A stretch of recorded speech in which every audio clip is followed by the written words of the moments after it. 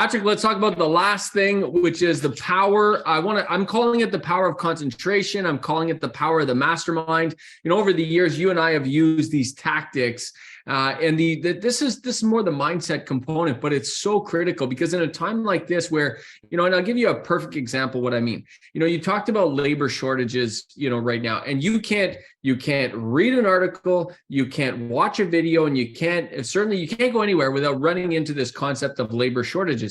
And the problem with this is that a lot of people think that this ends up governing how they think. Oh, there's a labor shortage. Oh, there's a labor shortage. Oh, there's a labor shortage. I can't find anybody. I can't find any employees. Over the last year, many of my businesses, several of them, I've doubled and tripled the size of them in some cases, and I've hired a lot of people. And what I got to tell you? There's no friggin' labor shortage. If you are better than the other employers, and if you perform better than the others, there's no labor shortage for you to be dealing with. So I want to be, and that's what I'm calling the power of concentration. And when you're part of like a mastermind group, like you and I, Patrick, our collectiveness, you and I, and we have other people around us that are part of our collective, that's our mastermind. And a lot of people don't have that. And I think that I want to put it out there publicly and say, listen, you need one of these for sure. You need to be a part of a mastermind that you can count on. And there's, because you and I have that with each other. And I've always had this in the last 20 years of my business. I've always had a mastermind of people that I can count on, and they make me better and they make me up my game. And they call me out on crap like there's a labor shortage when in fact there isn't. You just got to be better than the next guy. That's my rant for today. Well, I think, no, you make a very, very valid point. I mean, at the end of the day, the problems we face are often created by the way we see the problem. The problem is how we view the problem. And when we get into a mastermind situation, we have other perspective that's brought in, other experience that's, tapped into that can be overlaid into our particular scenario. And it doesn't even have to be a problem. It's like, how do we grow? How do we preserve wealth? That conversation, what are you doing outside of real estate, or what are you doing inside of real estate? How are you making your decisions? So when you see that other perspective with other individuals who are of like mind and collaborative and really understand what's happening, it really can change the decisions that you make, because you're outside of your own little mental bubble, if you will. You get outside of your head, your own thought processes, and get input from outside. Yeah. And I'm speaking of what you just said, for example, as oh, by the way, we should put that clip, and maybe I don't want to do this, but anyways, I've told you, Patrick, they wrote about me in the newspaper because of one of my developments.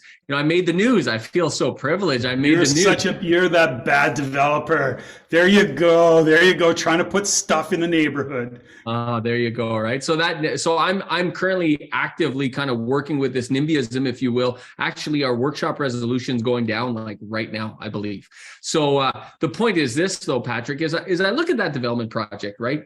And I gotta say that it certainly hasn't been easy. I'm probably about $50,000 into this project, and there's a lot of people. And by a lot of people, I probably mean 80 to 90% of people would have walked away at this point, or would have said, I'm not going to do that. I'm going to do something different, and not maximize the value of that particular investment, and maximize, by the way, the value of that entire neighborhood.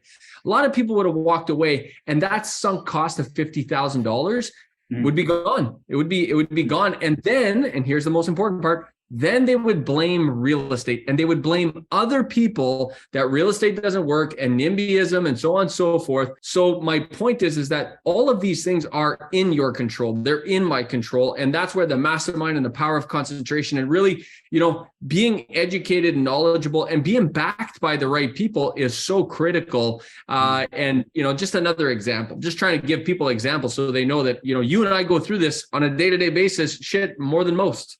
Yeah. And we understand it. So, but to your point is that you've surrounded yourself with a great group of people who understand what you're facing.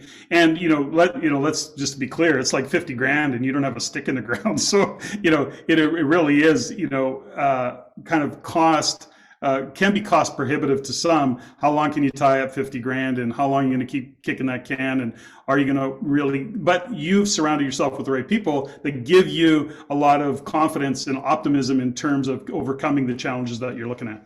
Well, this is where that mastermind is so important. That collective is so important, because if it was just me on my own, I mean, I could have talked myself out of this, a while back and said, listen, I don't know if I want to hang on to this. But when you're part of a mastermind, and you could really bat it around, and you could really look at the pros and the cons, and really, have that collective experience, if you will, it makes a real big difference. And in the end, by the way, we're on the right side of this thing, and they could be, we're going to go through the process, and we're going to end up being successful with it. But I will say this, and this is my personal rant. You always get the rant, so I'm going to rant here for a second, which is this, and I'll just say this is why housing is so friggin' expensive. This is why right here. I'm 50 grand into this damn project. I'm probably going to be another 10 or 20 by the time I put a shovel in the ground, if not more. So let's just say I'm going to be $80,000 into this thing before I put a shovel in the ground.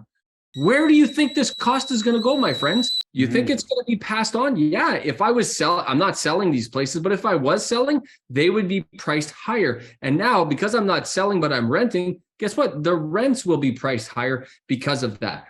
This is something that is in our control, Patrick.